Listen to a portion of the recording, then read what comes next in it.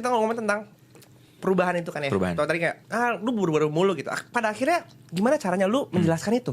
Lu gimana cara lu nge-crack gitu? Oh ternyata begini lo harusnya lo. Bis itu kan memang di luar kontrol lo ya. Correct. Sedangkan sebagai middle manager ya kita terima arahan, perintah dan arahan. Dan lo harus bisa mentranslate dari atas ke bawah, nyampainya sama dan benar gitu. Benar.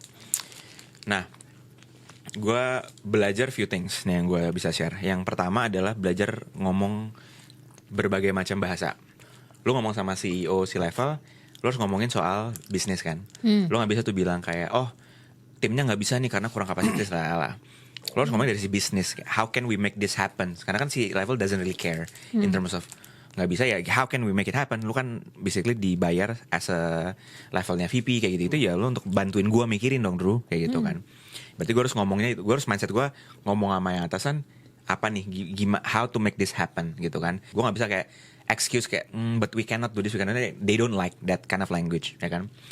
Kebawahan, they need to understand kenapa berubah. For example, they need to have an understanding of the context. Karena biasanya orang-orang di bawah tuh nggak ngerti. Oh ternyata kalau kita ngerjain project ini, cash flow kita bisa lebih panjang, let's say selama setahun. And I always say that to everyone di timnya gue, bahkan anak designer, lo harus ngerti bisnisnya. Lo harus ngerti kenapa slides ini harus kita rubah-rubah terus.